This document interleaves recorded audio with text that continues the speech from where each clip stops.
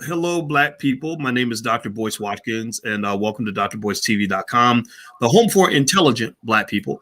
And so I'll give you guys time to come into the chat, but I want to say hello to everybody, and also to remind everybody that this platform is designed for our people, by our people. And we keep it Black first. We put the Black community at the top of our priority list, not at the bottom. We also believe we can solve our own problems. We're not waiting for Superman because we are Superman. So if you agree with that philosophy, if you agree that our community can come first and should come first, and that we can do this ourselves or do as much as we can on our own, put a hashtag B1 in the chat. That means Black power, that we are strong and we work together to do great things. So with that being said, I have the distinct honor and pleasure of bringing a really cool guest to you today. I have known this young lady for a long time, Professor Ayvaunn Penn. Now she is she's with Texas Christian University. She is in the theater department, and she's extremely creative, extremely smart, and just a really kick-ass Black woman. So without further ado, I'd like to ask Professor Penn, how are you today? I'm doing well. How are you doing? Doing very well, very well. And so just so you know, I hope it's okay. I can't keep saying Professor Penn because it's gonna, I'm such a, I play video games with my friends. I know it's so ridiculously immature, but I figured out, I became mature enough to realize that maturity is a little bit overrated. And so I started playing Call of Duty on my Twitch channel, and I play with a bunch of guys that are between the ages of 42 and 49. So I'm not the only like old dude on there. And it's so much, but the thing is, the reason I can't keep saying Professor Penn is because we kept because you ping things on the screen to tell your teammates where to go, and the guy would say purple ping, and the other guy on our team was cracking up every time we said purple ping. He would just start laughing. We were like, well, why do you keep laughing every time we say purple ping? He said, because my daughter loves Pepper Pig. And it makes it think about Pepper Pig. So now we call it Pepper Pig. So when I say Professor Penn, I'm thinking purple ping, Pepper Pig. I can't do that many P's. I'm gonna end up sounding stupid, just like I did just now. Telling that story, I sounded stupid, but that's okay. Told y'all, maturity. Not at all. By the way, Ahmad James said that you are so beautiful, by the way, and also Manny loves your voice, and so that allows us to dig into what you do for a living. Now you are a theatrical talent. You graduated from Columbia University. In fact, you were a Columbia University Playwright Dean's Fellow, Eugene O'Neill National Playwright Conference finalist, and you are playwright, director, and lyricist composer, passionate about theater for social change and nurturing future generations of theater artists. Her latest work, now pay attention, y'all. By the way, Black excellence in the room, Black girl magic, all that. Like, do all those hashtags for this.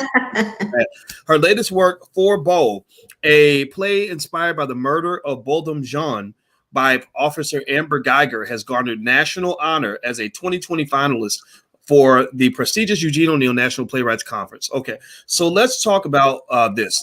Four Beau, a play inspired by the murder of Botham Jean.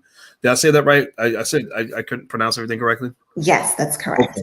So let's start there. Let's talk about Botham Jean and your inspiration to create.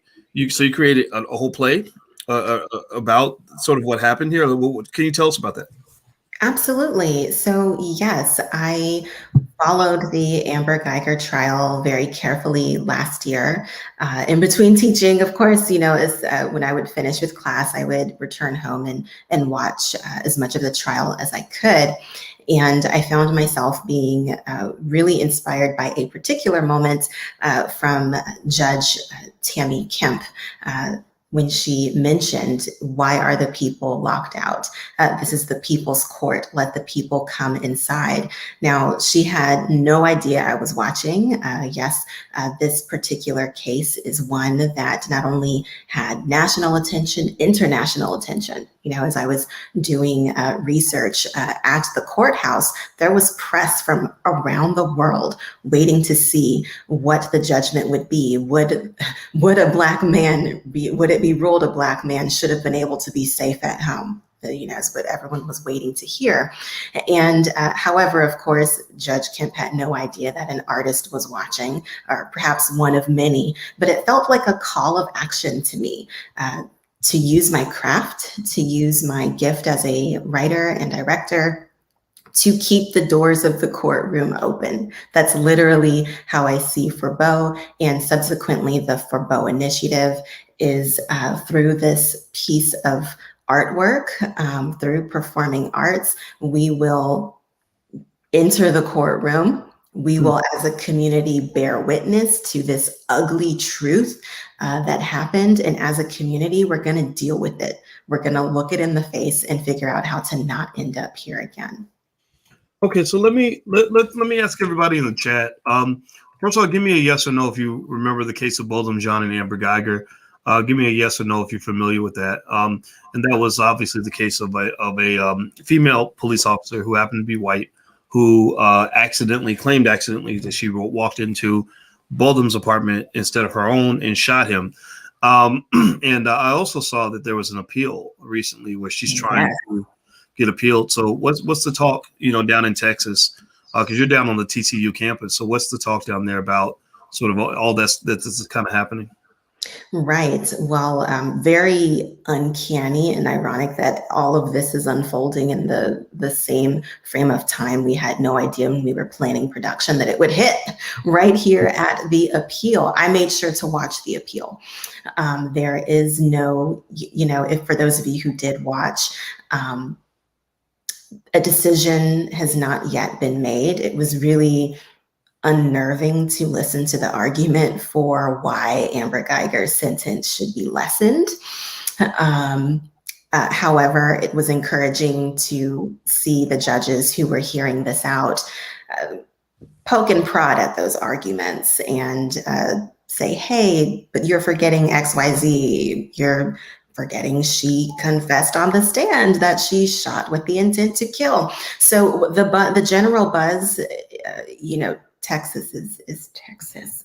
Okay, so I'm sure there are some people who are advocating for Amber Guyger, but of course there's a whole support system in the Dallas-Fort Worth area for the Botham Jean's family, and rooting. We are hoping that justice will continue to be served and that these few 10 years she was sentenced to will not be reduced to anything less. Wow. Well, everybody, in case you just came in, I'm speaking with Professor Ayvaunn Penn, and she's with Texas Christian University, and she has a new play out called Four Beau, a play inspired by the murder of Botham Jean by Officer Amber Guyger. Now, she is a nationally recognized playwright and extremely talented and an awesome young lady. I've known Ayvaunn since let me guess, was it maybe 2009? Is that right? Yeah, about 2010, I think. Man, yeah. And let me tell y'all something. The thing that impressed me the most, she comes from a really impressive family. Her parents. I got a chance to meet both your parents. And I remember that when you had actually interned with us a long time ago, and what really kind of stood out to me was that your writing skill was really, really good. I mean, for your age. And I think I've mentioned to you, I'm sure, because I run my mouth a lot, but I remember noting that. I said, my gosh, like most of the young people today, unfortunately, were trained on how to write and communicate properly. And I think that's sad, that so many young people have these great ideas and visions that they want to see come to life, or maybe they want to do business, and that inability to communicate on paper can, or even through an email or a text message, can cause you so many problems. Where did you get that from? How did you become such a great communicator at such an early age? Well, I do come from a family of communicators and a family of educators as well. My mother does that herself in terms of speaking at different things, different events, and also writing. And my dad is an artist. So you put those two things together and you get me. Really funny. Well, it's not funny, but so there's that. My great aunt actually, they grew up, my grandfather, on a farm. She sold pigs to have enough money to go to school. She was the first Black assistant principal in the school district where she worked some in, I believe, Caddo Parish.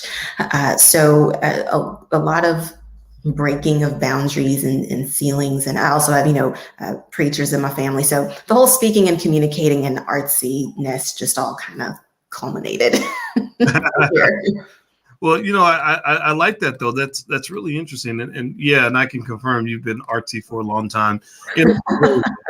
I say that as a complete compliment. And so tell me about this. And by the way, I'm going to put your Instagram on the screen so everybody can follow you on Instagram, and then also we'll talk about your play in a second and how people can be a part of that. So tell me about your experience just as a playwright. What inspires you?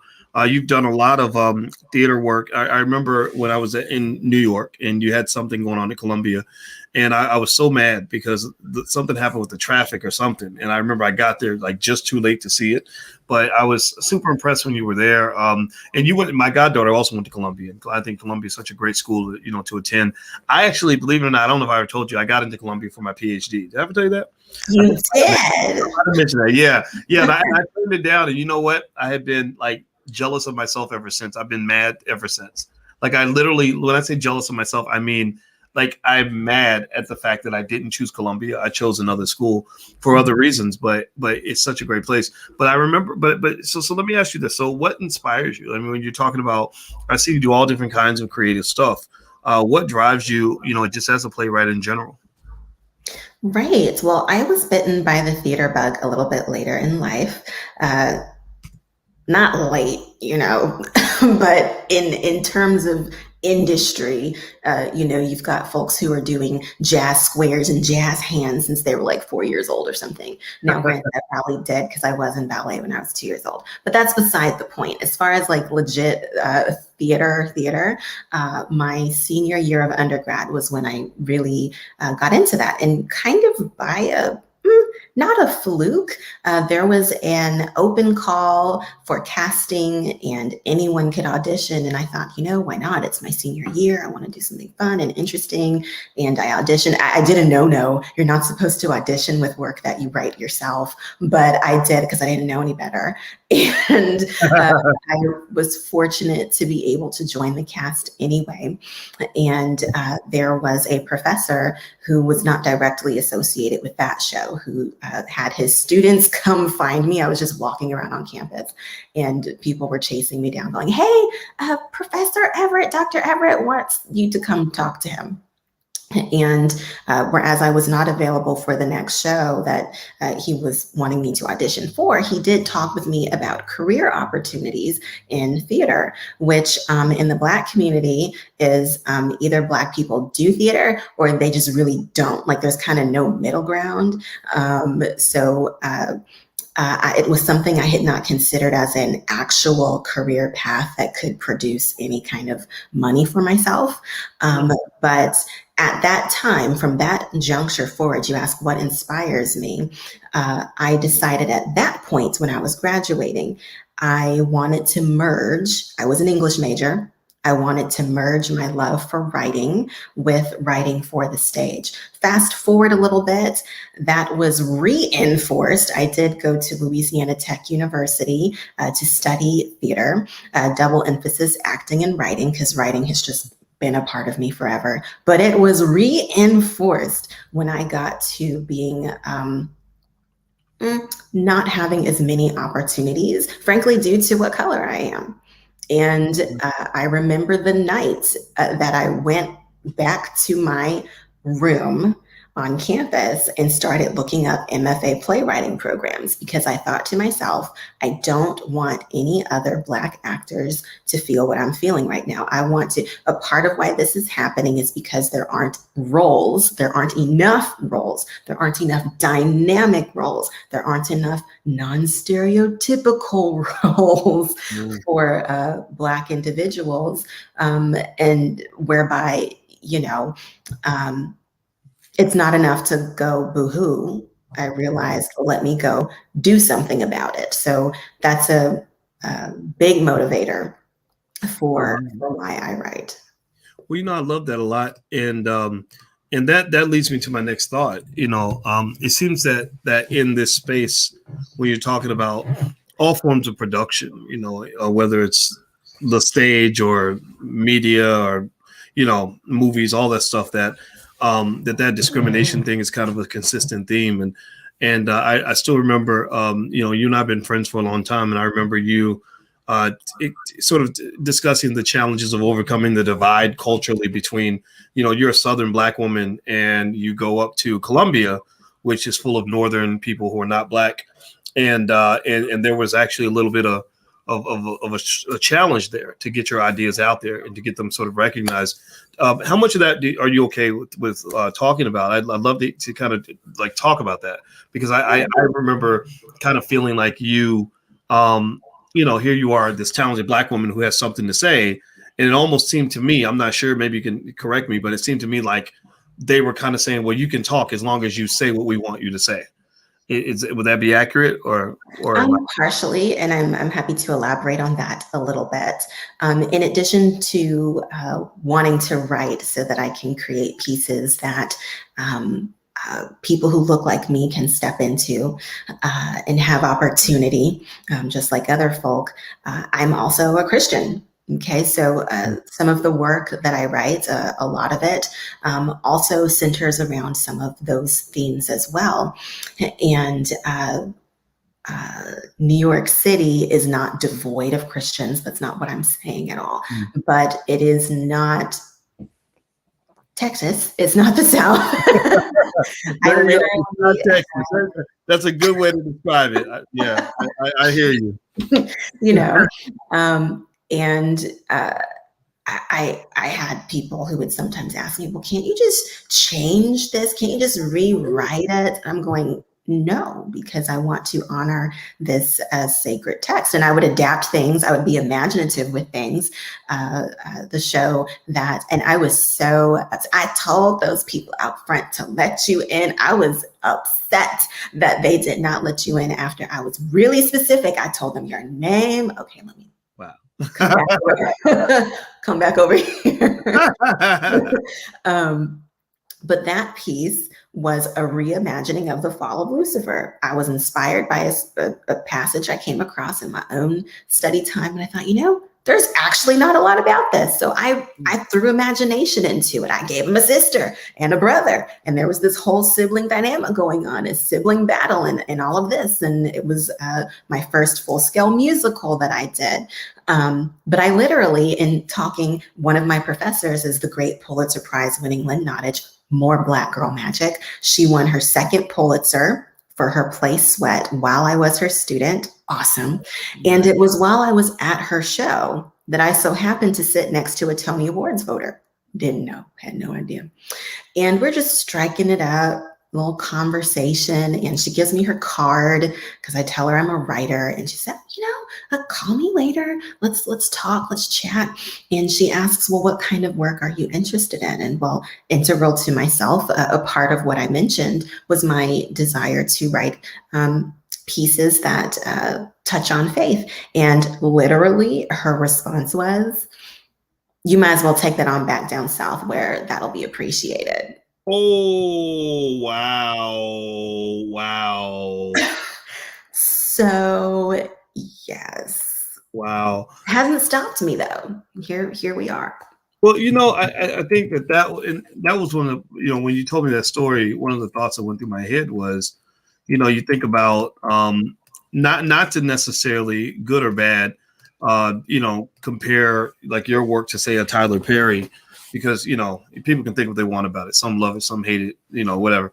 But I thought about that in the sense that here was a guy who didn't fit in terms of the way things are normally done, but he found his audience and it worked, right?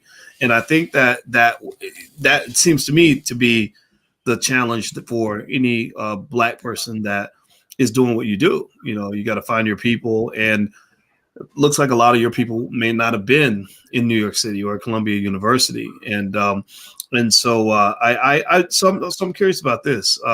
So with theater, how's the pandemic affected the ability to do anything related to theater? I know that Alicia and I, we every year we like to go to Broadway, and we'll take a trip just to go see a show. My people. Yes. Yeah. Yeah. I mean, that is like the best. I mean, I have so much respect. Like our little baby, the 10-year-old, she's a baby you. She's a baby version of you. She's going to grow, end up singing and dancing or something.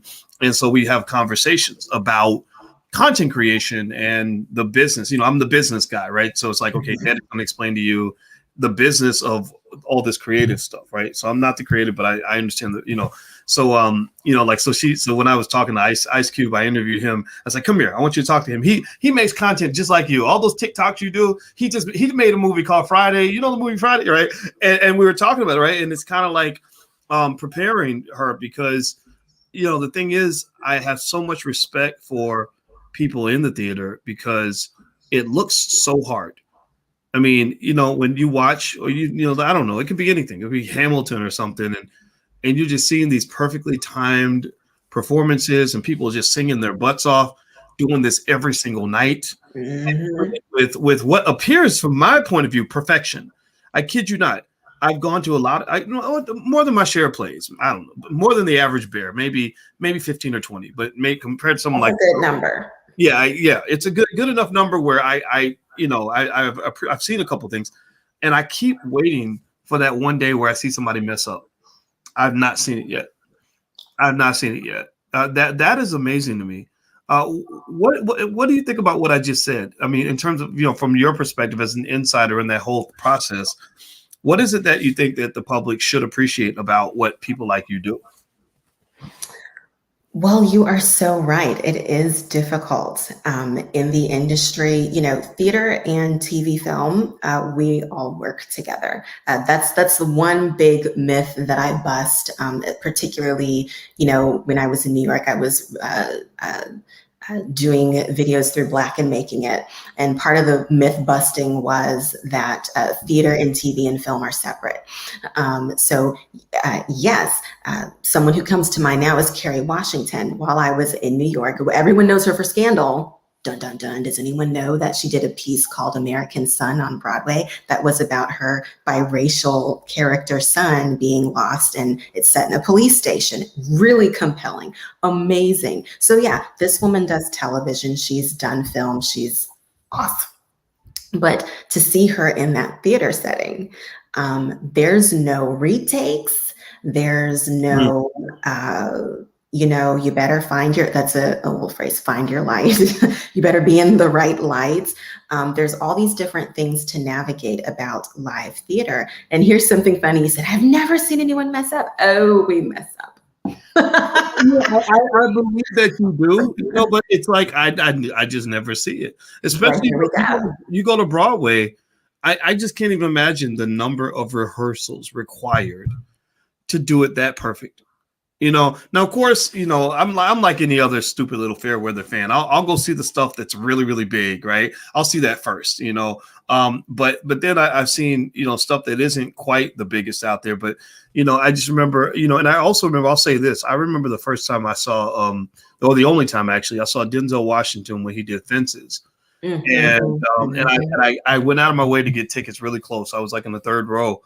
And that was when I really gained appreciation for him as an actor, because it was like, even if I didn't know anything about this guy, I would have walked out of there saying, okay, who is that guy? Because he really stood out, and so it just made me really reflect on just how talented people like you are. And now you're in the teaching space though. So how does the teaching space kind of overlap with actual practice of theater, writing things, getting things out, and performance? And tell us about that. How does it overlap? I make and carve out time to thrive and exist. One wonderful thing that I did enjoy about my time at Columbia, one, I did have the support of my professors, particularly the chair, David Henry Wang. He's not only the chair of the playwriting program, he's the chair of the American Theater Wing that produces the Tony Awards. So he's like, so if you've got, blessing from him, anyone else, you got something to say, you can take it up with him. But he modeled, Lynn Nottage modeled, Charles Mee, these great living theater greats, writers and operating, they write for theater and television, modeled for us through their careers, the tenacity, the strength, the resilience that it takes to do your thing. Lynn would be with us in class on one day, and she was writing for a Spike Lee TV show while we were in her class. She would get I remember she got a phone call from Denzel Washington while we were in class. It was really cool. That is cool. Privy to the conversation, but I was almost like this. Nice. But in terms of what is that balance? I really look up to them in that way. In David, he's writing librettos for opera. He's writing for TV shows too, and then teaching as well. I remember having a graduate student crisis, and I reached out to him. He was very accessible. He's on a TV set, and I call, and he says, "Oh, I have a break in like 10 minutes. I'll call you back." And he literally took time out of his set time to go, "Okay, my playwriting child, tell me what is happening. Tell me what's wrong." And I strive to do that for my students too. Model, be that demonstration, especially with Four Beau being a theater for social justice piece. Theater for social justice feels new to audiences today, but it dates back in theater history as far back as to the Industrial Revolution in America, when the haves and the have-nots had grievances and would put their grievances on stage with the objective that if we bring this to the attention, the theater was a place people went for their entertainment. If while we have their attention, we use our art to share our grievances, maybe we can help get some change going. Art, empathy through art, if they can feel our pain, perhaps beyond a headline, beyond stats and facts, if we can have them step into our shoes, then perhaps we can initiate something. And to share that with my students right now with Four Beau is amazing. To see them step up and rise to the challenge, to hear them say, "This is the first role that I have had that speaks to people of my race, that is for a cause." One student said, "First role that no one had to make me care about." Our young people need healthy outlets for emotions and frustrations with how African Americans can be viewed in America. Okay, and we don't need our young people turning to unhealthy means. We don't want our young folk getting in trouble. And the theater is one of those places, and TV film, but in truth be told, the theater has been the training ground often. Like all these movie stars you love, they started in the theater. Okay. Anyhow. Well, the good ones, the talented ones. I doubt that Sylvester Stallone spent a lot of time on Broadway. I'd have to double check, but I know there are several individuals that you may not. George Jefferson. Yep. Most people probably don't realize he started on Broadway. Yeah, they Sherman Hemsley, they had to actually pull him away from Broadway. Like he didn't want to go. Like I think they had to really work hard to get him to come out to the West to do what he was doing with the Jeffersons, or with actually it was Maude or something before All in the Family and all that. Like he didn't even want to do it. He was like, "No, I want to do real acting. I don't want to do that TV stuff." Yeah. So Felicia Rashad too. Felicia Rashad. Felicia was directing a show. I was working with Ruben Santiago Hudson, who wrote Ma Rainey. Okay, he adapted Ma Rainey for the screen. He knew August while he lived. August Wilson is the reason Ruben Santiago Hudson, probably in part as a Tony Award-winning actor and director today, in being in August Wilson's plays. August would ask him some questions, be frustrated about something, and Mr. Hudson would share something, and Mr. August would go, you should be directing." So I was working with Mr. Hudson on a show, a Dominique Morisseau piece, her Broadway debut was Ain't Too Proud, the story of the Temptations. So I got 2 jewels, 1 setting, working with them. And Felicia was doing a show down the hall. I got to run into Felicia at lunch. There was only one place we could go on a short lunch break. But I bring all of this up to say, people love Felicia. But do people know Felicia has Broadway roots? And that before COVID hit, she was about to direct her first Broadway show. Oh, was she really? Coming soon. I think I do remember hearing about that, actually. Because somebody, I think, is Hill Harper in that? I'm not sure. I believe the piece was going to be Blue Door, but I double check that. I believe Hill Harper's in that, because I know Hill Harper was supposed to go do something for my friend in Philadelphia. And she said that Hill called her and said, we can't leave because Felicia won't let us go. She wants it to be perfect, and we haven't got it perfect yet, so I can't leave yet. So yeah, you know, I think that's really amazing. So I want to know, okay, so your new project, and everybody, by the way, this is Professor Ayvaunn Penn from Texas Christian University. This is how you can follow her. This is her social media. Please follow her. You got to support the Black Girl Magic when we see it. She's a fellow from Columbia University and has done a lot of great things. And her latest project is called Four Beau. And this is a tribute to, I don't know if I want to call it, maybe you can use the right words, but I was going to say a tribute to the story behind the murder of Botham Jean by Amber Guyger. Tell me in your words what Four Beau is and why people should want to support and be a part of it. Four Beau is a demonstration of, without giving things away, a demonstration of how things can go differently. Okay, so often when we, hear of these unfortunate cases of our Black men and women encountering police and it ends tragically, what can happen if there's a bit of humanity added there?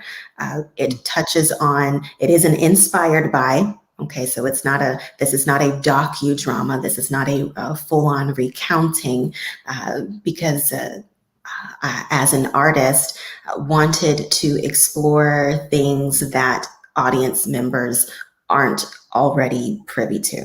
I didn't want it to be a repeat of the news. I didn't want it to be a repeat of what you read, what you saw, what you heard, but to give new and fresh perspectives all the way around with various people involved, how this murder not only impacts the family. Okay, so in the play, it's Beau Jones and little brother B Jones and their mother, Mama Jones, okay, who are the parallels to the real life Botham John, Brant John, Allison John.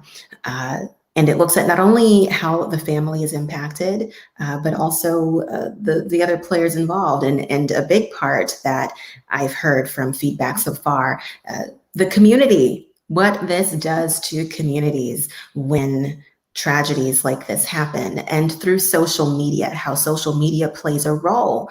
We know with as recent, the Botham Jean case, the woman who was filming Amber Guyger pacing outside of Botham's apartment after I forget if they say he died. No, he did not die on the scene. That's the worst part. Shot in the heart, left alone, did not die right away. He died at the hospital. Makes it even worse and cringing. The young lady who filmed with her phone, Amber Guyger, pacing outside, receiving death threats, okay? And in the Chauvin case in George Floyd, that if that young lady had not been filming with her phone, we would not have known the truth of what happened with George Floyd. The piece looks at how communities use social media to grapple with these tragedies. And they're often they're kind of if I get theater history on you, I won't go too deep, but if you go Greek theater, you've got something called the chorus, and they are like this chorus of community members who bear witness. And social media is where they go. It's the watering hole where they go hash it out, their emotions and their what they're feeling, reflecting on the different news headings that we see and reactions like that. And it's hope. Four Beau is hope for a better tomorrow. And I feel very fortunate that this go round, the play premiered and met its very first audience in February 2020 through a staged reading at TCU. And it was very well received. It sold out very quickly. It was on the heels of the trial. The community was raw. People needed to talk. Okay. And I almost didn't let it out, because in the theater, things can be in development for years. They have stage play hell. No, not stage. Staged reading hell, is what they can call it, before something gets moving. But shortly after, Tatiana Jefferson happened. So Botham's the Guyger is finally convicted. About 2 weeks later, Tatiana Jefferson was killed in her house. And I was like, you know what? It's time to let it out. Gotta let it out. So between then and now, and with COVID, this is a virtual production. And this year, honored to be partnering with the Botham John Foundation on this, and to be able to speak with the family, and in the process, let my cast know what the family wants them to know as they begin to touch the work, embody the work, and it's humbling. It's humbling. Wow. Well, everybody, this is Professor Ayvaunn Penn, and the new project that she has just released is called Four Beau, and it is all about the tragedy surrounding the death of Botham John, and the trial of Amber Guyger, and all the things that the media did not cover. And so let me ask you this before we go, Professor Penn. How can people participate with the project? How can they support? Absolutely. So if you go to the fourbeauinitiative.com, on that homepage, you will see streaming, get your tickets, and you'll click on that. It'll take you to where you can get free tickets for the show. So it streams online, okay? But it only streams during show times. This week, it is running Thursday through Sunday, Thursday through Saturday at 7 p.m., Sunday at 2:30 p.m. On Thursday, tomorrow, after the show, the 7:30 show, right after, we're having a community discussion with Botham's mother and sister will be joining us as special guest panelists, in addition to our other amazing panelists who will be giving insight and helping to facilitate productive conversation around the Botham John case, and hearing from the family. Oh my goodness. Also want you guys to know that this particular project, you may have seen or heard about virtual theater, and you may go, that doesn't sound very compelling. Well, let me tell you how this is different. And it is moving and amazing, not because I helped make it or wrote it and co-directed it and all of that, but because we decided to do something very different. In addition to having our TCU students and faculty contribute illustrations, we have this whole show is illustrated by members of the community. You will see illustrations from artists as young as middle school. Because guess so, if you're thinking, oh my gosh, middle schoolers. Well, Jacob Blake's kids were in the back seat when he was shot. All right, our young people need these outlets to deal and be able to cope. We have illustrations from artists as young as middle school. We've collaborated with schools across the country in DFW. We have some illustrations from Harding University, Botham John's alma mater. We even have some illustrations from New York. Dr. Watkins, we got some from New York too, Pratt Institute, and and we have professionals who are everyone's volunteer artists who care enough about the story to not only show up for it, but pour of themselves creatively into bearing witness the courtroom, that it may remain open. So that is what you will see. And the voices are that of our Theater TCU students, and the illustrations, though executed by artists from across the country, those designs were done by our Theater TCU students. So it is something really very special and very moving. Wow. All right. Well, everybody, this is Professor Ayvaunn Penn from Texas Christian University. She's a playwright and Columbia University graduate, and also very talented. Her latest project, Four Beau. You can take a look. Everybody, go support that. Also, give this sister a digital round of applause. I've known her since I think you might have been. Were you in high school when I met you? I was a junior in college. Okay, in college. Okay, I knew you were young, but I thought you were 19. So you weren't a junior when you were 19, were you? No, I must have been 19, 20, 20. Yeah, okay, 19. Yeah, wait, what? Okay, now I'm processing. I know. I remember you came in. Yeah, years ago, in case anybody wants to know, like she used to write with Your Black World back in the day, and she reached out and wanted to be an intern. And so in order for us to work together, I think I saw your information. I was impressed, and I called the house.